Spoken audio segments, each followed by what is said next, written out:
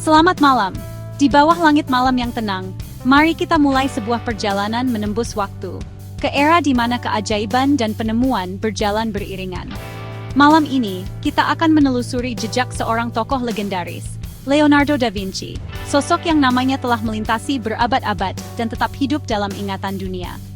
Nama Leonardo mungkin langsung mengingatkan Anda pada lukisan Mona Lisa yang penuh misteri, atau sketsa Vitruvian Man yang menggambarkan harmoni tubuh manusia. Tapi ia jauh lebih dari sekadar pelukis. Leonardo adalah seniman, ilmuwan, penemu, musisi, dan penulis. Ia adalah seorang pemikir yang tak pernah puas dengan satu bidang saja. Ia membuktikan bahwa seni dan ilmu pengetahuan bisa menyatu indah, bahkan di zaman tanpa internet, komputer, atau buku melimpah seperti sekarang. Ia mencari jawaban di antara halaman-halaman catatan dan eksperimen. Rasa ingin tahunya tak pernah padam. Setiap hari adalah kesempatan baru untuk belajar dan menemukan sesuatu yang belum pernah diketahui sebelumnya. Ia selalu bertanya, mengapa? Bagaimana? Pertanyaan-pertanyaan sederhana yang membawanya pada penemuan luar biasa. Itulah yang mendorongnya mencatat ribuan penemuan dalam buku catatannya. Mulai dari desain mesin terbang hingga anatomi manusia yang detail. Leonardo adalah contoh nyata bahwa kita bisa menjadi banyak hal sekaligus. Seorang polimath sejati yang tak membatasi diri pada satu peran. Melukis pemandangan sama pentingnya dengan memahami aliran sungai. Menggambar potret berarti juga mempelajari anatomi. Setiap karya adalah hasil perpaduan rasa ingin tahu dan ketekunan. Malam ini, kita akan mencoba memahami pola pikirnya yang melampaui zaman, menembus batas-batas tradisi, dan membuka cakrawala baru. Dari desa kecil di Italia hingga istana Raja Prancis, kisah hidupnya adalah epik pencarian pengetahuan tanpa henti, penuh petualangan dan inspirasi. Mari kita mulai perjalanan ini, mengungkap sosok Leonardo da Vinci, sang jenius universal yang tak pernah berhenti bermimpi dan bertanya. Leonardo lahir pada 15 April 1452 di Vinci, sebuah desa kecil di Tuscany, Italia. Ia adalah anak seorang notaris bernama Ser Piero dan seorang gadis petani sederhana. Kehidupan di desa yang dikelilingi perbukitan hijau dan udara segar membentuk masa kecilnya yang penuh keajaiban. Statusnya sebagai anak di luar nikah membuatnya tak bisa menempuh pendidikan formal seperti anak-anak bangsawan.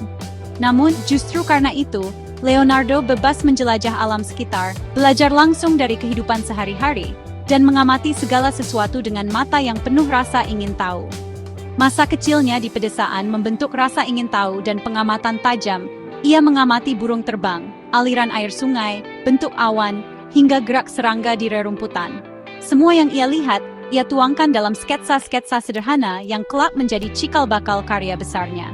Buku catatannya menjadi saksi betapa besarnya rasa ingin tahunya sejak kecil. Setiap halaman dipenuhi coretan, catatan, dan pertanyaan tentang dunia di sekitarnya, mulai dari bentuk daun hingga cara burung mengepakkan sayap. Melihat bakat luar biasa Leonardo, ayahnya, Ser Piero, memutuskan untuk membawanya ke Florence pada usia 15 tahun. Florence saat itu adalah pusat seni, budaya, dan ilmu pengetahuan di Italia. Di kota besar ini, Leonardo magang di studio Andrea del Verrocchio, seorang seniman dan inovator ternama. Studio ini menjadi tempat berkumpulnya para seniman muda berbakat. Di bengkel Verrocchio, Leonardo belajar banyak hal, melukis, memahat, mencampur cat, hingga teknik membuat mesin sederhana. Ia juga belajar bekerja sama dan berinovasi bersama para seniman lain. Lingkungan ini menjadi kawah candra di muka, tempat bakat seni dan minat sainsnya ditempa. Setiap hari, ia menyerap ilmu baru, memperluas wawasan, dan mengasah keterampilan. Ia mulai menggabungkan pengamatan alam dengan teknik seni, menciptakan karya yang unik dan penuh detail. Leonardo tak hanya meniru, tapi juga memahami dan menafsirkan apa yang ia lihat. Dari desa kecil yang sederhana, Leonardo tumbuh menjadi murid yang penuh semangat, siap menaklukkan dunia seni dan ilmu pengetahuan dengan rasa ingin tahunya yang tak pernah padam. Inilah awal perjalanan seorang jenius yang kelak mengubah dunia dengan ide dan penemuannya. Di studio Verrocchio, Leonardo bukan sekadar murid. Ia segera melampaui gurunya. Bakatnya menonjol di antara para murid lain, dan ia dikenal karena rasa ingin tahu yang tak pernah padam. Setiap hari, ia mengamati, bertanya, dan mencoba hal-hal baru, tak pernah puas hanya dengan mengikuti instruksi. Dalam lukisan The Baptism of Christ, malaikat yang ia lukis begitu hidup, hingga Verrocchio konon berhenti melukis. Sentuhan Leonardo pada sayap dan ekspresi malaikat memperlihatkan pemahaman mendalam tentang anatomi dan emosi manusia, sesuatu yang jarang ditemui pada masa itu. Bagi Leonardo, seni adalah jendela memahami dunia. Ia percaya pelukis harus juga menjadi ilmuwan, karena hanya dengan memahami alam, seorang seniman bisa menciptakan karya yang benar-benar hidup. Ia sering berjalan-jalan di alam, mengamati tumbuhan, hewan, dan fenomena alam dengan penuh rasa ingin tahu. Untuk melukis manusia, ia mempelajari anatomi. Ia membedah tubuh untuk memahami otot, tulang, dan cara kerja organ. Ia mencatat setiap detail, percaya bahwa keindahan seni terletak pada akurasi ilmiah. Untuk pemandangan, ia pelajari cahaya, bayangan, dan geologi. Ia meneliti bagaimana cahaya jatuh pada permukaan, bagaimana air mengalir, dan bagaimana bentuk-bentuk alam terbentuk oleh waktu.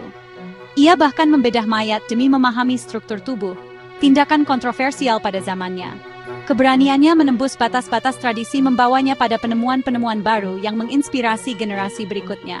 Semua pengetahuan dituangkan dalam catatan dan lukisannya. Ribuan halaman penuh sketsa, rumus, dan pengamatan menjadi saksi perjalanan intelektualnya. Di Florence, ia terinspirasi inovasi arsitek seperti Brunelleschi dan mulai merancang mesin sendiri. Kota ini menjadi laboratorium ide-ide baru, tempat di mana seni, sains, dan teknologi saling bertemu. Bagi Leonardo, tak ada batas antara seni dan teknik. Keduanya butuh kreativitas dan ketelitian. Ia merancang mesin perang, alat hidrolik, dan banyak lagi.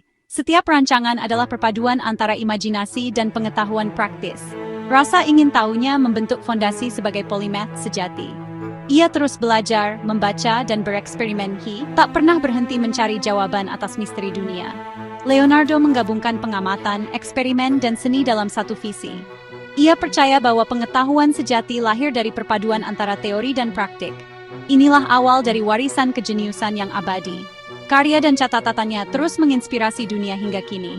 Ia membuktikan, seni dan sains bisa berjalan beriringan, saling melengkapi, dan bersama-sama membuka cakrawala baru bagi umat manusia. Mona Lisa, karya paling ikonik Leonardo, adalah puncak penguasaan teknik, psikologi, dan observasi ilmiah. Subjeknya diyakini Lisa Gherardini, istri pedagang sutra dari Florence. Leonardo mulai melukisnya sekitar 1903 dan terus menyempurnakannya hingga akhir hayat. Senyum misterius Mona Lisa tercipta lewat teknik sfumato, membaurkan bayangan secara halus hingga senyumnya tampak muncul dan menghilang. Efek ini adalah ilusi optik hasil pemahaman Leonardo tentang cara kerja mata manusia. Latar belakangnya pun unik. Pemandangan imajiner dengan garis horizon berbeda di kiri dan kanan, menciptakan efek 3 dimensi. Mona Lisa bukan sekadar potret, tapi eksplorasi jiwa manusia dan kejeniusan artistik. Setiap detailnya mengundang pertanyaan dan kekaguman hingga 5 abad kemudian. Inilah karya yang membuat nama Leonardo abadi. Selain Mona Lisa, The Last Supper adalah mahakarya monumental Leonardo. Lukisan dinding raksasa ini menggambarkan momen dramatis saat Yesus mengumumkan pengkhianatan di antara murid-muridnya. Leonardo menangkap emosi dan psikologi tiap rasul, membagi mereka dalam kelompok dinamis. Ia mencari model di jalanan Milan untuk mengekspresikan kemarahan, kesedihan, dan kepolosan. Proses ini seperti menyutradarai drama, bukan sekadar melukis. Sayangnya, eksperimen teknik cat di dinding kering membuat lukisan cepat rusak. Meski telah banyak direstorasi, kekuatan dramatis dan komposisinya tetap abadi. The Last Supper menjadi salah satu karya seni paling berpengaruh sepanjang masa. Jauh sebelum era pesawat, Leonardo sudah terobsesi dengan penerbangan. Ia mempelajari burung, membuat sketsa detail sayap, dan merancang ornithopter, mesin terbang dengan sayap mengepak. Ia juga menciptakan konsep helikopter awal, aerial screw, dan parasut berbentuk piramida. Meski tak pernah membangun mesin-mesin ini, idenya sangat visioner. Leonardo memecahkan masalah dengan pendekatan ilmiah, observasi, hipotesis, desain, dan analisis. Buku catatannya penuh sketsa jembatan portabel, kendaraan lapis baja, hingga alat selam. Ia membuktikan imajinasi dan rekayasa hanya dipisahkan oleh waktu dan pengetahuan. Leonardo adalah pelopor inovasi, jauh melampaui zamannya. Ia membayangkan teknologi yang baru terwujud berabad-abad kemudian. Warisannya, inspirasi tanpa batas bagi para insinyur masa depan. Studi anatomi Leonardo melampaui zamannya. Ia membedah lebih dari 30 mayat secara diam-diam. Hasilnya, gambar anatomi paling akurat dan detail pada masanya. Ia menggambarkan tulang belakang, jantung, dan organ tubuh dengan presisi luar biasa. Vitruvian Man, karyanya yang ikonik, adalah studi proporsi tubuh manusia yang ideal, menggabungkan seni dan sains.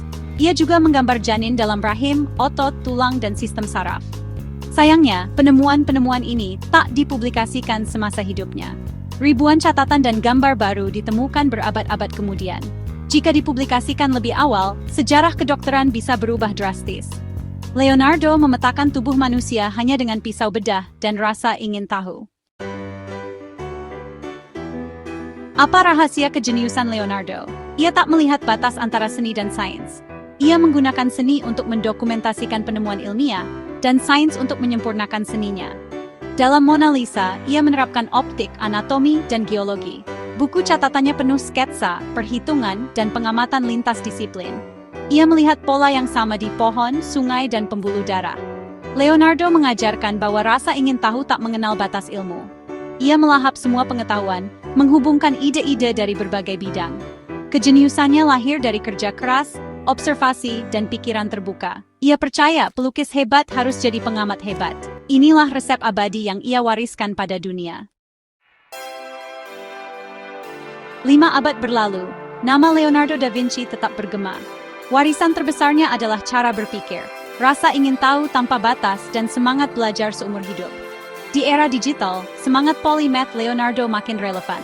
Ia membuktikan inovasi lahir di persimpangan berbagai disiplin ilmu. Kisah hidupnya menginspirasi dari anak tidak sah tanpa pendidikan formal menjadi manusia paling terpelajar. Ia mengajarkan keterbatasan bukan halangan, tapi pemicu kreativitas. Leonardo adalah bukti potensi tak terbatas pikiran manusia. Ia meninggalkan cetak biru untuk menjadi pembelajar sejati, terus bertanya, bereksperimen, dan menghubungkan ide-ide.